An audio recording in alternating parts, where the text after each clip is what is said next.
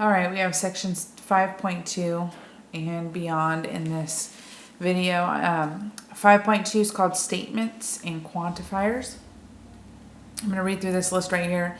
It says George Washington was the first president of the United States. 2 times 3 equals 9. X plus 5 equals 23. The Bible is the Word of God, and 8 plus 7 equals 15. So these are statements. I'm going to read down here the definition of a statement. But it says right here, reasoning and logic are concerned with many different sentences. The statement is a special kind, and it says a sentence that is either true or false, but not both. So if you take a look at these, you should be able to decide if it's true or false. So George Washington was the first president of the United States is true. 2 times 3 equals 9 is false. X plus 5 equals 23 is unknown because we don't know what X is. The Bible is the Word of God is true, and 8 plus 7 equals 15. So it says right here, according to this definition, which of the 5 sentences above are statements? So we had 1, 4, and 5 are true. We went over those already.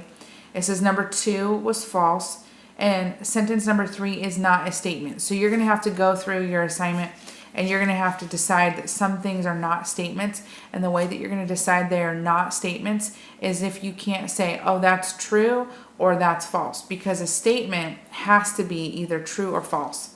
It can't be both, though. And it says right here, we don't know whether statement 3 is true or false until the value of X is assigned. Okay, so we're going to come up here, and I think the statements part is done. Now we're going to talk about quantifiers. If you think about quantify, it's how many. So let's read through that. It says mathematical reasonings and true conclusions are built on a series of true statements. That's how we're going to start our proof. So you have to say something that's true.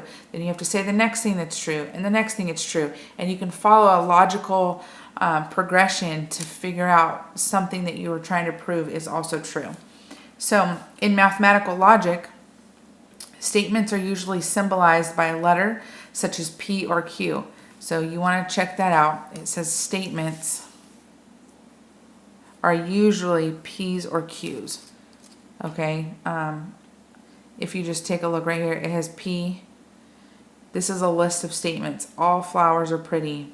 Okay.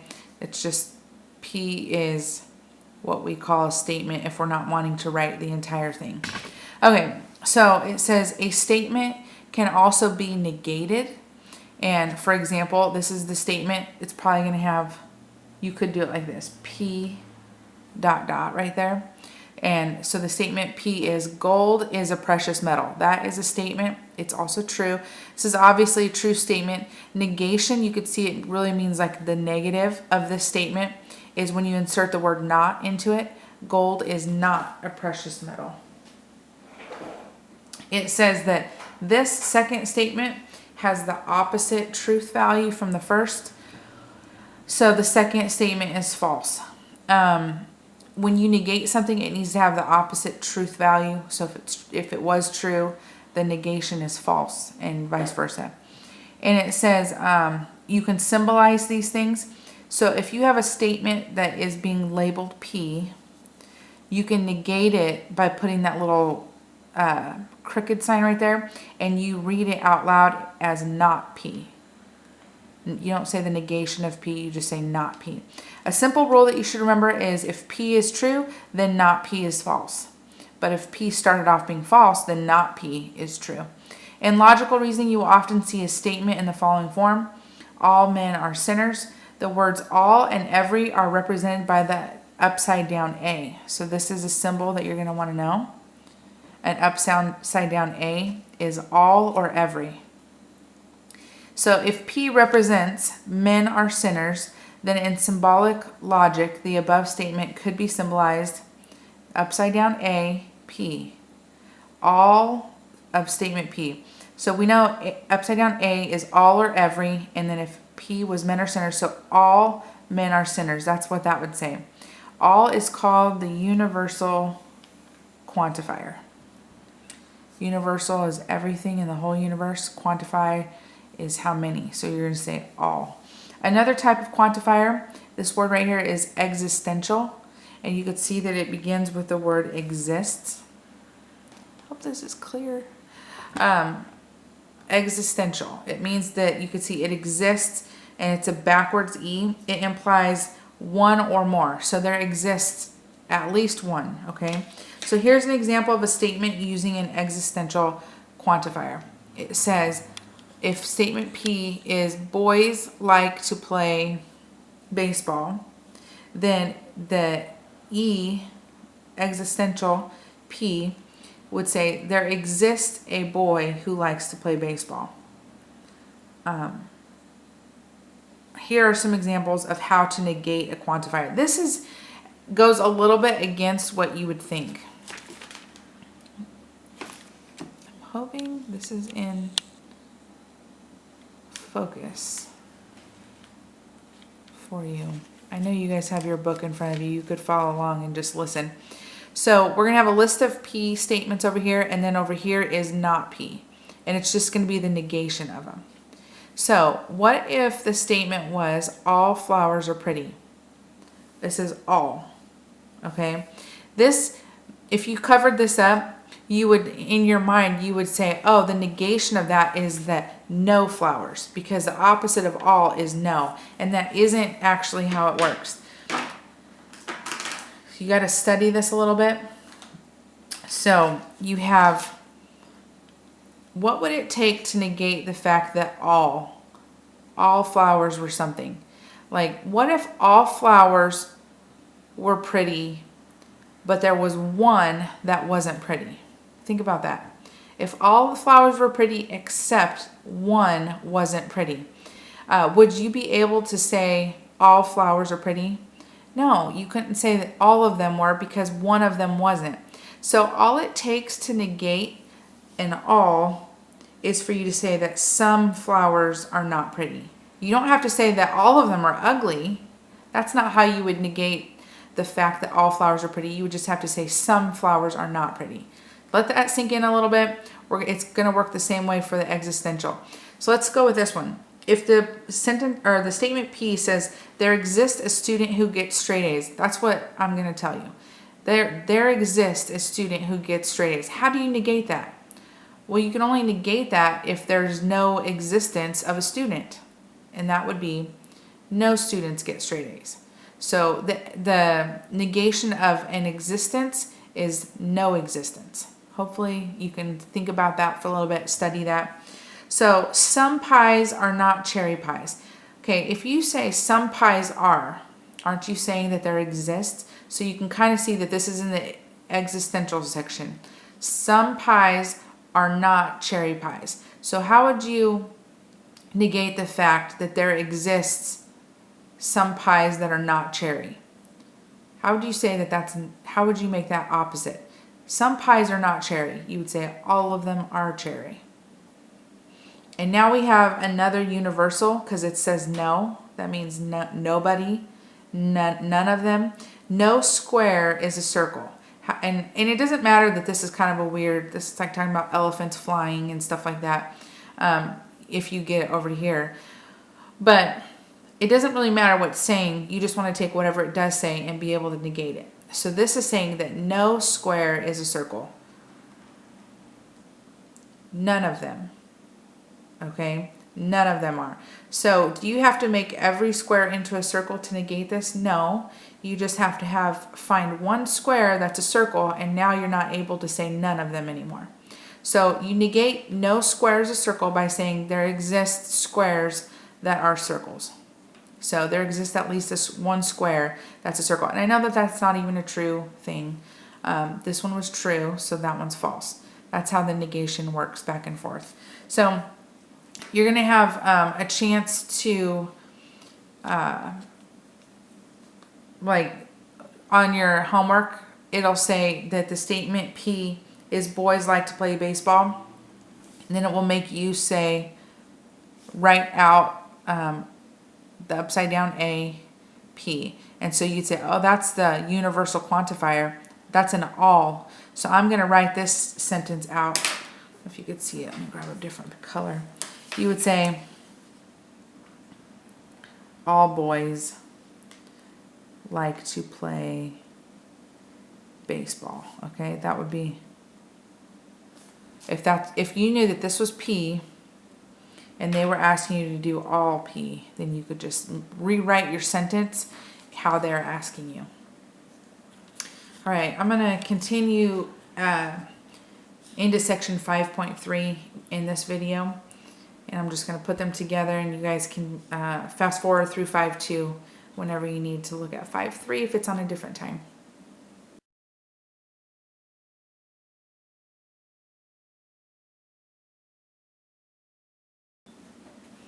All right, we have 5.3 is truth, values, and connectives. So it's going to keep showing up over and over, these connectives. Let's read what this. It says, that's impossible, Jimmy. How can you A, stay home all day, and B, go to the store to get the groceries? Can you do both? Stay home all day and go somewhere? That won't work. So that was an and. Do you see that little symbol right there? The upside down V, that's and. So let's go to the bottom here. It says, bottom paragraph says, many times you will have to determine, right here, the truth value of a statement. To reason to correct conclusions, you must build your argument on true statements. You can decide whether a statement is true by comparing it with scripture or with some proven fact that you've learned at a previous time in your life. Let's go ahead and go over, just adjust this a bit. Okay, truth tables. This is a truth table. Down here, truth table, okay. That's what it's going to talk about. Truth tables provide a summary of the truth values. Truth tables use T for true, F for false. The simple truth tables below shows the statement P only has two possible values. Each row then shows the resulting value for not P for the given value of P. So if you want to do a truth table, first of all, you want to see what you're wanting to make a truth table for. You're trying to make a truth table for P and not P. So what you do is you take a look at any of the statements that you could see you're using, and I can see I'm only using a P. Not P is not a completely different statement. It is using P. So what you do is you start by putting your P and then you work down. What truth value could P possibly have? And the answer is it could be true or it could be false. And that's it. So you go ahead and write that below it. So then you have your not P over here, something that you're wanting to work on. And you have to work across now. So if you had put in that P was true, and we know that not P has the opposite truth value, then not P would be false. And if you had that your statement P was false, then not P is going to have the opposite truth value, which is true. All right, and it says simple statements can be combined with connectives. Okay, so your connectives are going to be and or to express more complicated ideas. The two connectives in this sentence or section, are conjunction, which is and disjunction, which is or. Conjunctions connect statements using the word and. Disjunctions coordinate statements using the word or. You should remember conjunctions and disjunctions from algebra when you solved absolute value inequalities. These connectives can be used to symbolize other words or phrases with a similar meaning. So let's skip down here. It says a conjunction is a statement in which two statements, so P and Q, two different statements, we're just shortcutting them into a whole statement represented by a P and a whole other statement represented by Q. They're connected by the word and. So the notation is something you're going to have to memorize. The notation for the conjunction P and Q is going to look like this.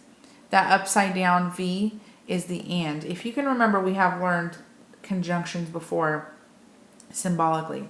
And so disjunction is a statement in which two statements, P and Q, are connected by or. So the notation for the disjunction P or Q is notated with the V. Okay, now we're going to have to study the truth tables for disjunctions and conjunctions. Let's think about it for a second. The first one we're going to go over here is or. So what if you have a true statement? So I could say a true statement is I teach geometry. And another true statement is I teach at New Life Christian School. If you put the word or in there, since they're both true, that's definitely I teach geometry or I teach at New Life Christian School. Since either one of those was true, then my entire statement is true. But what happens if I put a true statement and a false statement together? So I'm going to expound on these. I'm going to pick a P and a Q. I should have used something. I'll use the same ones. So my true statement will be, I teach geometry. And my false statement would be, I do not teach at New Life Christian School. That's false. So I'll have, I teach geometry or I do not teach at New Life Christian School. Well, since this one was true and I said or, it only takes one in order for your entire statement, your conjunction here, to be true. As long as one of them is true, since you said or, then you can say it's true. There's more examples that we'll probably give you as it goes along, but you just want to think about if you were gonna tell, maybe like a younger brother or sister an or statement. You like, I will give you $20 or I will do something else. And then you would end up telling them, I said or. So as long as one of them was true, you would know that you didn't lie. So that's the idea here, okay? So let's take a look at your possibilities. So if this is what you're trying to work on, is P or Q, this is what you do when you have to create these yourself. You say, which statements am I using? And I'm using a P statement and a Q statement. So you come over here, forget about the what's below here for a second. You do have to kind of work backwards. So you're going to do a P or Q truth table. So you need a P column and you need a Q column. So you come over here and you make a P and Q. Okay, and you're going to be putting them down. So what you have to do after that is you have to come up with all the different combinations of truth. Now they could both be true. First one could be true and the second one could be false. Another option could be the first one could be false and the second one could be true. And the last one that they could possibly have in combination would be they'd both be false. So once you get all of these truth situations labeled, you're going to come through and fill in these down here. So if you had a statement that was true or another statement that was true, together it would be a true statement. Now remember, if you're going to say or,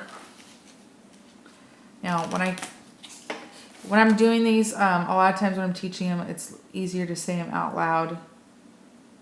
All right. But if you're trying to do P or Q, you could say true or false. Well, as long as this one's true and you're saying or, your answer is going to be true. Same reason down here. False or true. Well, you have this statement right here. Since it's an or, is going to save your bacon. So you're going to have a true statement again. But if they're both false and you put or in between, then it doesn't matter. None of them helped you stay true. Both of them were false. So you have a false statement.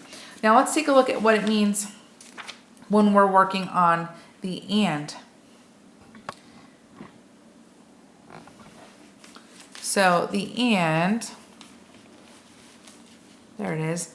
All right, so you have a statement right here, P and Q. So forget about what's below right here, P and Q. You could say, I need a P statement and a Q statement. So you come over here and you make a column for a P and a column for a Q. Now you have to go through all of the possible combinations. They could both be true. One could be true, the other false. Then switch them, false and true, and then both false. So it works. There's no exact way that you're going to have to come up with their little combinations. Some people do true, true, false, false, and then they change them. That's not important. What's important is as you read them across that they make sense. So you're putting in the word and. So you have a true statement and another true statement. So those are both true. You're good. But if you say something's true and you say a false statement, as a package, it's not altogether true. This one sunk it right here. So you're going to have true and false together make a false. For the same reason here, a false and a true together make a false. And then a false and false is just, you're automatically sunk. So we're going to get some example problems down here. It says, notice that both statements of a conjunction must be true in order for the conjunction to be true. Yeah, you will have to memorize this. Sometimes you can just logically create it every time, and sometimes you can just commit it to memory. But the only one in a conjunction that's true, you can see the rest of these are false, is the one where both of them are true. So that's what this is saying right here. All right, example number 1 is asking if this is a true or false statement. Mars is a planet and the moon is green cheese. Let's label these individually. Mars is a planet is true. The moon is green cheese is false. So you have and. This is a conjunction. So you'd come up here, T and F. So find the one that is true and false. And we came up with a false answer. That should seem pretty apparent right here. If you're trying to say that Mars is a planet, okay, so far so good. And I'm going to tell you the moon is green cheese. These are both, I'm telling you both of these. Mars is a planet and the moon is green cheese. You'd say, no, that's not right.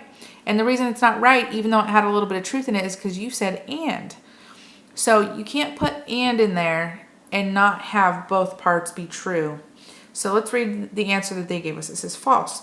Because the word and, it's a conjunction. Since P is true and Q is false, the second line of the truth table, which is one true and false, it says, it tells us that the conjunction is false. Okay, now it says you can also make truth tables for more complicated expressions. First, decide how many combinations of true or false there should be. And it says if there are n statements. So how many statements were we dealing with? P and Q. That's only 2 statements. But maybe you're going to have a P, a Q. R is one that gets used a lot. S can get used a lot. It says that if you're trying to make sure you have all your combinations, 2 to the n power is how many you're going to need. So 2 to the n power. So n is the number of statements. So you could see I had 1, 2 statements. So I'm going to have 4 combinations, and just check them out. There's 1, 2, 3, 4 combinations. The reason why you even want to know that is because when you get, say, 3 statements and you're trying to come up with all the combinations, if you know how many you're supposed to have, it does help a lot. So let's take a look at, I'm going to go through example number 2, and hopefully I can figure out how to show you this. Okay, give a truth table for P and R in parentheses, or Q and not R in parentheses. So the first thing that you want to do is figure out how many different letters you're working with.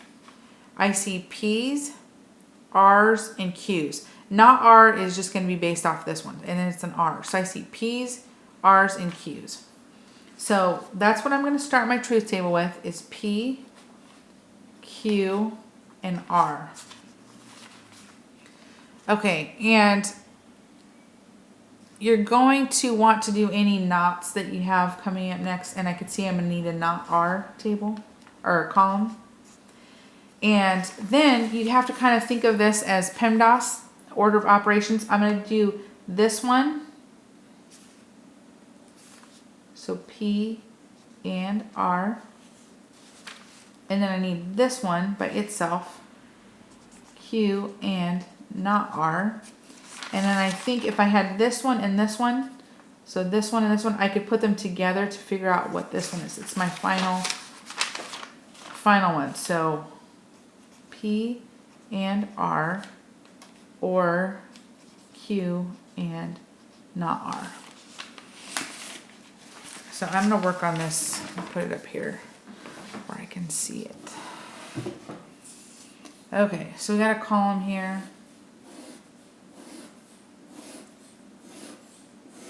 Okay, now how many different things were we working with? P, Q, and R. 3. There's 3. So if you remember, it was 2 to the n power. So 2 to the 3rd power. That's how many different combinations I'm going to have. 2 to the n. N was how many statements. I'm working with 3. So 2 to the 3rd power, you should know, is 8. So our first step is going to be to come up with all of our different combinations. I always start mine. You might start yours differently, but I always start mine with they could all be true. Your next thing is they could all be false, but I always work my way down. Like that one could be false. They could all be true. That one could be false. Then two of them could be true. I kind of move my F this way. And then I do. So these three right here are the ones where two of them are true and one is false. I just take turns doing that. So now I have to come up with what if two of them are false and one of them are true. So how about false, false, true, false, true, false, and true, false, false. So here's the three lines where two of them are false and one is true. And I'm pretty sure we're at all three are false.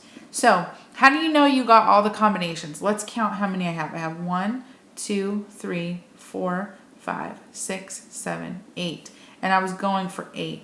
That's what this does for you. It helps you know that you got all the different combinations. Okay, so we're going to work across here. I need to fill out my not R column, and I'm going to base that exactly off the R column, because you know that these two have to have opposite truth values. So if R was true, not R is false. If R is false, it's true. Just make these opposites of the one right next to it. You double check those. Okay, it's a lot easier when people are watching you live because they can correct you if you miss one. All right, this one says P and R. For this one, I'm going to use the P column and the R column. Okay, just those two. Just focus on those. Don't think about the Q column right now. And you're going to be connecting them with a conjunction, which is an and. So you do want to remember what the conjunction table says. So I'm going to come back to this. Hopefully you can get it memorized. In order to have a conjunction be true, the only way that it can be true is if both of your statements are true. So down here, if any of them are false, we're going to get a false answer. So let's come back over here and we're going to follow it down. P and R is true and true. That's going to give this one a true statement. Move down another one. True and false. If you're saying and, a true and a false together gives you a false. True and true. That's a true. F and T. One of those falses messes it up. F and T. F and F. T and F. This is pretty easy because if they aren't both true, then you know it's false. That was a close one. That's false. Okay. Let's move on. Now we're going to do Q and not R. So I'm going to use the Q column and I'm going to use the not R column.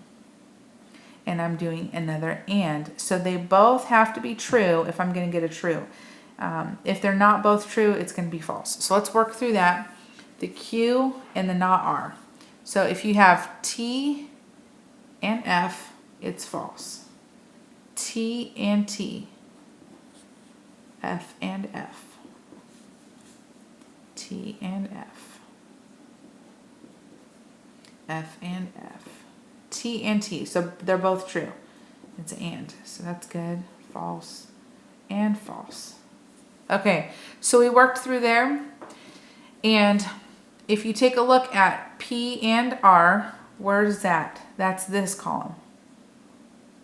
And then Q and not R is this column. So the more you do these, the more you can take a look at what your truth table is trying to prove and how you build these columns. If I wanted to do this or this, I have to have a column that's dedicated to this. And it's right there. That's why I put that on my list. And I have to have a Q and not R column. So I had to build that right here, and I put that on my list. So now I'm going to be able to take these two columns and just put the or in between them.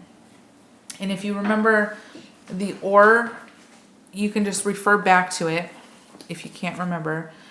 But in the or column, as long as one of them was true, so these top three had at least one that was true. If you're going to say or, you get a true statement. If they're both false, you get a false statement. So we're going to use that idea to go through these two columns. So true or false. At least one true gives me a true. False or true. True or false. Okay, false or false. Okay, neither one of those could save us. False or false. False or true. False or false, false or false. Okay. So if I did it all right and I was careful enough, this is how you would get your truth table.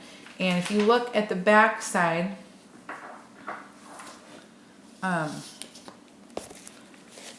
it has the answer here.